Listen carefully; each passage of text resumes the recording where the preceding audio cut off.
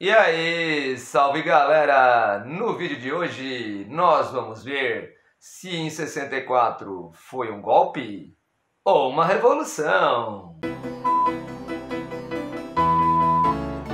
Bom, gente, então vamos lá e vamos começar a falar o seguinte para você, ó. Você sabe realmente se aquela sua sensação de febre, dor de garganta foi gripe ou resfriado?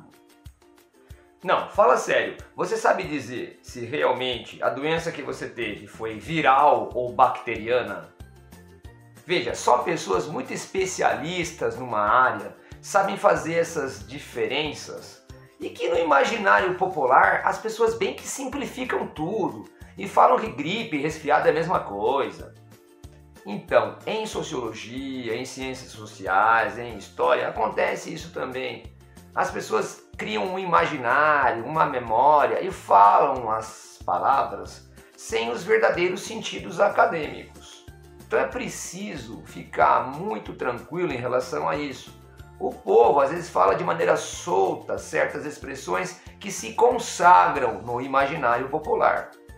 Quer ver, ó? Eu vou pegar aqui alguns documentos para mostrar para você como que na época de 64 se referiam as pessoas aos fatos ocorridos como uma revolução. Quer ver, ó? Eu vou pegar um documento oficial da época, ó.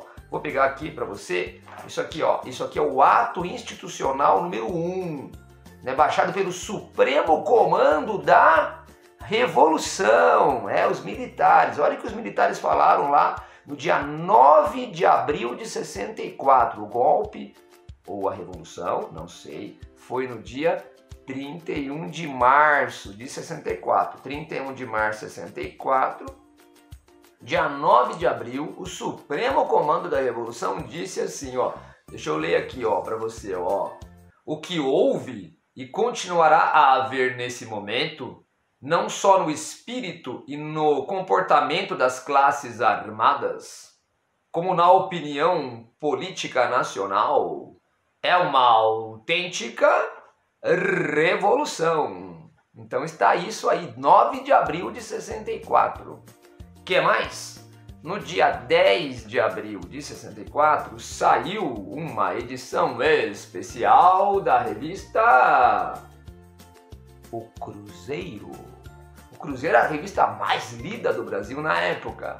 E era uma edição especial sobre a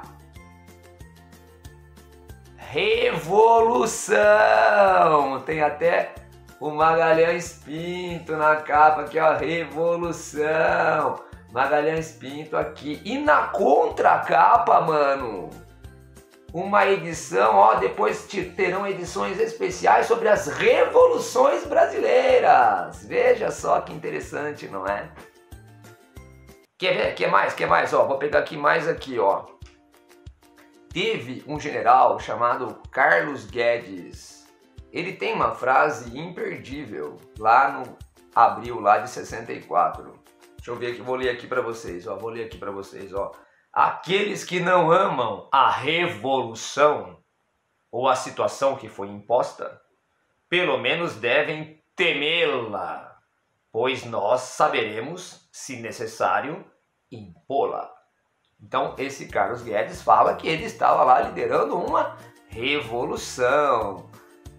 Depois ele até se arrepende, né? A história desse cara é interessante, não é? Mas olha que interessante também é o editorial do jornal O Globo, lá de 2013, mais ou menos.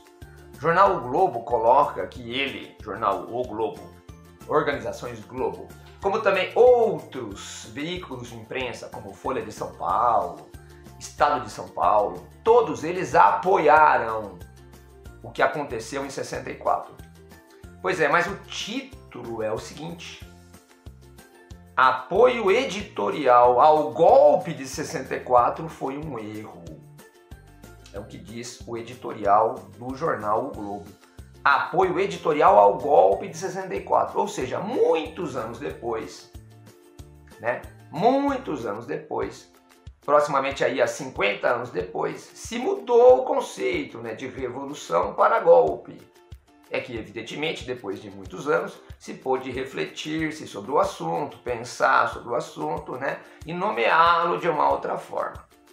Bom, colocado assim, eu quero dizer para você que você não deve ficar bravo com a sua avó, com as pessoas velhas que falam, na época da Revolução, que essas pessoas não são idiotas. Elas estão refletindo e apenas citando palavras que eram ditas normalmente na época.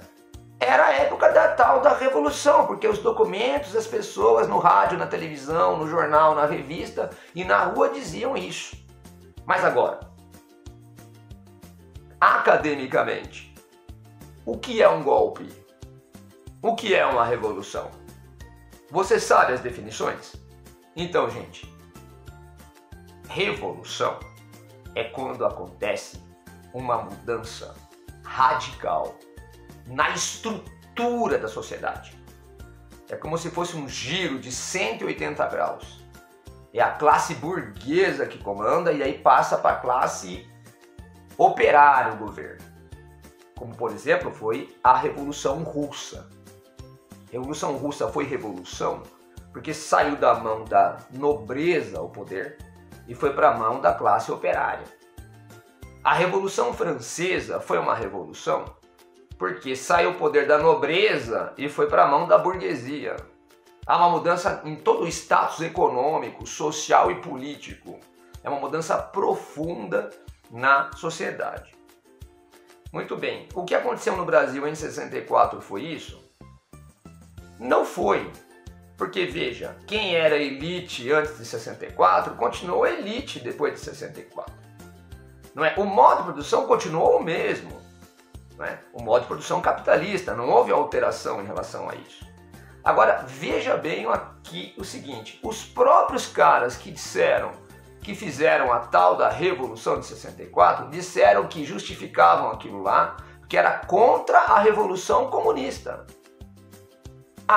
Se no Brasil se estabelecesse o comunismo, seria uma revolução. Mas eles eram contra a revolução. Eles não deixaram mudar nada, é para manter como está. Então, como diabos isso pode ser uma revolução? Utilizando os próprios argumentos das pessoas que fizeram esse processo histórico, foram protagonistas desse processo histórico. Aqui não estou aderindo à ideia de que havia um perigo do comunismo, mas tomando por base o que essas pessoas diziam. Então eles popularizam um conceito que estão fazendo uma revolução, mas de fato o que aconteceu não encaixa direito. Agora, o que é um golpe de Estado? Um golpe de Estado é quando você pega um governo que está constituído legalmente, até democraticamente, e o retira. O retira com um golpe armado ou retira com algum tipo de subterfúgio jurídico. Então, isto é um golpe de Estado, não é? É exatamente o que aconteceu em 64. Vinha um presidente legitimamente empossado, que era o João Goulart. E o João Goulart estava exercendo seu mandato constitucional e foi retirado por um movimento liderado pelos militares e por parte da elite econômica do país, né, naquele dia 31 de março de 64. Eu sei que popularmente as pessoas do povo se confundem aí, porque elas acham que revolução é quando alguém sai com o revólver dando tiro. Então, se alguém sai por aí prendendo as pessoas e dando tiro, se o quartel, né, os soldados saem do quartel, então na mentalidade popular, isto seria uma revolução, né? Então dá para se entender porque as pessoas achavam que aquilo era uma revolução, mas isto não passa pelo crivo acadêmico. Então, como que foi a cronologia? Como que aconteceu todo esse rolê aí de 64? Então havia o João Goulart, que era o presidente, e no dia 31 de março de 64, a partir de Minas Gerais, né, governador Magalhães Pinto, que estava lá na capa da revista Cruzeiro, né, e os militares lá da região, Olímpio Mourão Filho, por exemplo, né, esse próprio general Carlos Guedes que eu citei, esse pessoal sai em direção, né, de Juiz de Fora para o Rio de Janeiro. O presidente João Goulart estava no Rio e também tem o núcleo daqueles que estavam ali também envolvidos com a conspiração, que era o Carlos Lacerda, governador da Guanabara. Então, o João Goulart vê por bem, quando ele vê a movimentação toda militar, né, contra ele e política contra ele recua para Brasília. Mas de Brasília ele percebe que a situação ali também não está boa, né? E ele vai para Porto Alegre, né? Porque ali haveria o Brizola, ali haveria um apoio a ele. É que no dia 2 de abril de 64, o presidente do Congresso, que era o senador Auro de Moura Andrade, numa sessão muito esquisita, ele anunciou que o presidente estava fora do país, que a nação estava acéfala, e ele, do nada, enquanto o presidente estava em Porto Alegre, oficialmente em Porto Alegre, né, todos sabiam que ele estava em Porto Alegre, ele declara a presidência do Brasil vaga, que o presidente está no estrangeiro. Corta os microfones do Congresso, apaga a luz e sai, né? E declara que o presidente da Câmara, Ranieri Mazzilli, era o novo presidente do Brasil. De fato, o 2 de abril simbolizou um golpe de Estado efetuado por militares, mas também com a aquiescência do Congresso Nacional. Ali se dava para escutar nas gravações, né, quando a luz foi cortada e o microfone foi cortado, né, que o Tancredo Neves, ao fundo, dizia canalha, canalha, canalha para o Auro Moura Andrade, que evidentemente, inclusive, se pensava, né, que ele poderia ser o vice do próximo governo. Aí então assumiu o Ranieri Mazzilli, assumiu a presidência. Isso aí era dia 2 de abril, né? No dia 9 de abril apareceu o Supremo Comando da Revolução, que baixou o ato institucional número 1. E ali eles então diziam que aquilo lá era uma revolução e que estava sendo marcada uma eleição indireta apenas no Congresso para eleger o próximo presidente do Brasil. Aliás, também ali tem várias cassações de mandatos parlamentares, prisões e etc.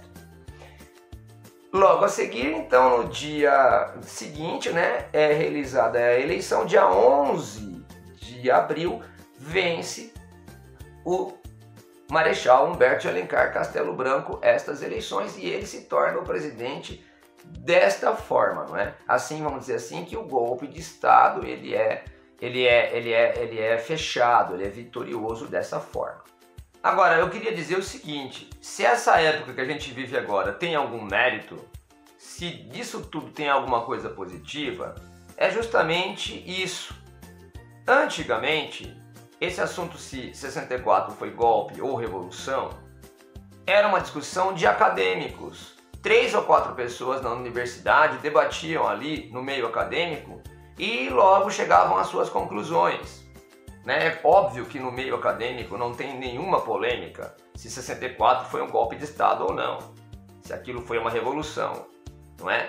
É claro que não é algo que na academia haja alguma polêmica, mas o nosso período atual tem este mérito de trazer uma situação que era meramente acadêmica para um debate popular, trazer alguma coisa da universidade para ser debatido pelo povo em geral.